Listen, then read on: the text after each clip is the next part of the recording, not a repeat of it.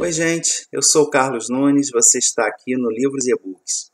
E hoje um vídeo rápido, só para a gente conversar um pouquinho e mostrar para vocês quais foram as minhas leituras aí no mês de março. Esse mês, na verdade, eu estou gravando esse vídeo ainda antes do final do mês, porque eu vou viajar e quero deixar isso já registrado.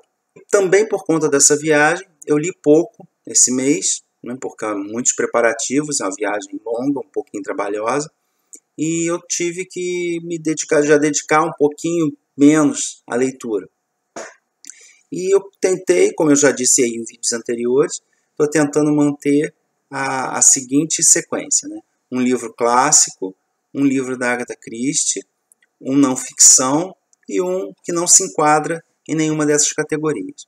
Só que, na verdade, esse mês foram só 3, e li pouco, mas foram boas leituras. E eu li 2 ao mesmo tempo. Eu resolvi esse mês também fazer um teste. Meus 2 períodos principais de leitura durante o dia são no horário de almoço, quando eu tenho tempo, que eu não tenho que resolver alguma coisa na rua. Eu, às vezes, fico na minha sala ou no carro, lendo. E à noite, um pouquinho antes de dormir, que é o meu horário principal. Então, o que eu fiz? Durante o dia, no horário de almoço, eu estava lendo não ficção. E à noite, a ficção. Meu primeiro livro foi aqui o Memórias Póstumas de Brás Cubas, que foi uma releitura, mas foi como primeira vez, porque eu não lembrava de nada. Muito bom esse livro, muito engraçado. E eu li por influência aí do professor Marcos Amaro, né, do Rastros na Areia, que estava fazendo aí uma leitura conjunta e eu resolvi embarcar nessa. E é um livro sensacional, acredito aí que a maioria das pessoas já tenham lido. Se não leram agora por prazer, leram por obrigação na época de escola. E um livro ainda delicioso e um pouquinho difícil, né, por causa do vocabulário, por conta do vocabulário, mas tranquilo, uma história muito gostosa, muito envolvente e muito engraçada. Machado de Assis era realmente sensacional quando resolvia deixar aflorar a sua veia irônica. E esse livro você vê assim, ele rompendo não só na sua carreira, como em toda a literatura brasileira, rompendo com o que estava vigente, então, com todas aquelas características do romantismo, e fazendo um livro que, na época, isso daqui deve ter sido uma bomba. Pela estrutura narrativa, pelo tema, pelos personagens, pela forma como ele escreveu, porque tudo aqui é diferente do que vinha sendo feito na época. E isso deve ter tido uma repercussão. Machado já era famoso, relativamente, e com certeza eu não vi nada assim a esse respeito, também não pesquisei a fundo, mas acredito que tenha sido algo assim bem destacado nos meios literários aí da época, né, do Brasil. Eu pretendo ainda fazer vídeo, por isso que eu vou me estender. Esse vídeo é só para mostrar as leituras, então eu vou me estender mais no vídeo específico que eu vou fazer, tá bom? Aguardem aí. A minha segunda leitura, aí a não ficção, foi também o excelente Os Contos e os Vigários, aqui do José Augusto Dias Júnior.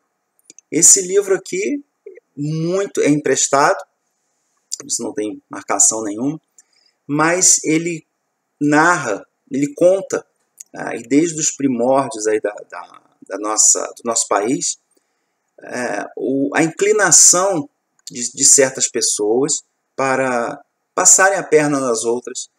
Isso aqui na verdade, conta a história da trapaça no Brasil. De forma alguma, colocado aqui, ele até frisa isso, que a gente tem esse problema de colocar isso só no Brasil que acontece essas coisas. Não, ele mostra aqui que a vigarice é uma coisa humana, tem em qualquer época, em qualquer civilização, e mostra, especificamente no caso do Brasil, como ela foi se desenvolvendo, principalmente com a urbanização, que isso foi tomando uma monta muito grande, porque a modernização no Brasil, especialmente em São Paulo, foi assim muito vertiginosa. A população cresceu muito de uma época para outra, e isso deu margem, criou um terreno propício para muitos golpistas, muitos pilantras aí que até hoje fazem as suas pilantragens. Logicamente, hoje em dia, de outras formas, a coisa foi evoluindo também. E ele mostra desde a época da colônia, os golpes que eram aplicados, e principalmente aí na época mais próxima da gente, já no século XX, com a modernização, o vulto que isso aí tomou, a ponto de criar delegacias específicas para isso em São Paulo, e virou, pelo que ele narra aqui, parece que em determinada época isso virou realmente uma verdadeira febre aí no nosso país, infelizmente. E são histórias deliciosas, são assim, contos bastante pitorescos, e na verdade a gente tem essa noção de que a gente, poxa, isso né, a pessoa é muito otária que cai nisso. E ele mostra que não, que na verdade o golpista, ele cria toda uma situação tão convincente, ele o tempo todo ele compara os golpistas a atores de teatro extremamente bons, que conseguem te envolver a ponto de você atuar na peça junto com eles. Sem isso não há o golpe, ele não dá certo. É uma grande encenação em que ele consegue te encaixar, né, te trazer para dentro da história de tal forma que você se envolve e é enganado e sai lesado. E ele fala aqui desde máquinas de fazer dinheiro até heranças estranhas, e até chegar hoje em dia no cabide político, no cabide aí de emprego, naquelas pirâmides de enriquecimento rápido.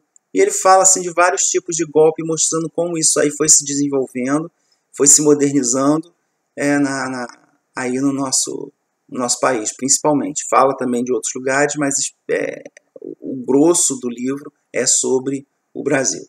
Muito bom esse livro. Não sei ainda se eu vou fazer um vídeo mais específico, mas provavelmente. Tá? Uma boa indicação, Os Contos dos Vigários. Os Contos e os Vigários. E a minha terceira leitura foi o tão esperado aqui, da Agatha Christie, Akhenaton. A Agatha Christie, mais uma vez, bem atípica. Por quê? Porque é uma peça de teatro passada no Antigo Egito e que não tem nada de policial. Tá? Realmente é uma peça histórica que, até onde eu pesquisei, ela nunca foi encenada, e lendo o livrinho dá para entender por quê. É uma peça assim, que deve dar um certo trabalho e um custo bem grande para ser encenada. E até onde eu sei também, raramente ela foi publicada. Acho que na própria Inglaterra ela só foi publicada uma vez, e aqui no Brasil é inédita. Agora é a primeira vez que ela sai.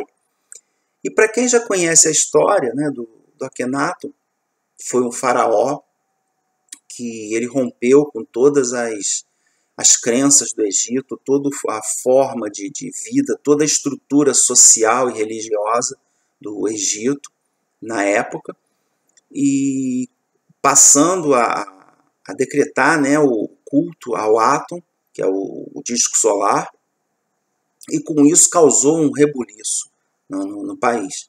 Ele não é conhecido aí pelas suas grandes obras, porque ele era um pacifista, e ele realmente era uma pessoa assim, bem peculiar, bem diferente para a época, que chegou ao poder e, né, dispondo de todo o poder, toda a riqueza que o Egito na época proporcionava a ele pôde se dar vazão aí aos seus sonhos de construir cidades, de trazer a paz ao Egito. Mas infelizmente ele bateu de frente aí com os poderosos, principalmente os sacerdotes de Amon, e que não deu certo os planos dele, e caíram no esquecimento durante o período do reinado dele, até acontecer alguma coisa. Uma coisa que me incomodou nesse livro aqui. Eu não acredito que seja da escrita da Agatha Christie. Foi o uso excessivo de termos modernos nas falas. As mulheres estão lavando roupa no rio. Você sabe da última fofoca? Entendeu? Eu acho que palavras que não se encaixam nesse contexto. Nos meus vídeos aí que eu fiz sobre a leitura do Anna Karenina, eu mencionei isso, que eu estava lendo ao mesmo tempo naquela edição moderna que tem aí à venda e numa edição mais clássica, uma tradução mais clássica que eu tinha. E eu estava gostando muito mais da tradução clássica, apesar da moderna ser de muito mais fácil entendimento, mas eu acredito que em livros de época um certo linguajar tem que ser usado até para te ajudar a entrar no clima da história. Você imagina, por exemplo, você reescrever Machado de Assis com os termos de hoje em dia. Ele perderia, a meu ver, uma grande parte, né, da graça, do status de clássico que ele tem. Então, essa história aqui, o que me incomodou um pouco foi isso. Foi o uso excessivo, que eu acredito que tenha sido por conta da tradução. Mas, no mais, extremamente recomendado. A história bacana e pela novidade aí, né, de ter sido lançado agora no Brasil. E agradecimentos aí à LPM Pocket, né, porque os fãs de Agatha Christie eram bem desejosos de ler essa obra aqui e ela nunca tinha sido lançada no Brasil. Então, vale a pena também uma leitura rápida e bastante gostosa. Então, de livros, foram isso que eu li, né? Sobraram aí alguns dias, uns 2 ou 3 dias no finalzinho do mês, antes da minha viagem, só que eu não peguei livro, porque eu tenho aqui eu faço parte de um fã-clube, do Grupo ABA, e eu recebo as revistinhas, né? São 2 fã-clubes, eu recebo aqui as revistinhas de tanto em tanto tempo, e eu tenho que ler também, né? Essa aqui vem da Holanda, do fã-clube holandês, e essa outra aqui do fã-clube alemão. Então são leituras também bem rápidas, porém, como são em inglês, levam um pouquinho mais de tempo. Então é isso, esse mês foi só, e como eu disse, eu vou estar viajando, então provavelmente a gente não vai se falar aí na leitura de mês, né, em abril, final de abril, início de maio. Mas eu vou deixar vídeos gravados durante o decorrer da viagem e durante o mês vocês vão ter aí vídeos novos toda semana. Tá bom? Por enquanto é só. Boas leituras aí para todos e a gente se fala mais tarde. Tchau, tchau.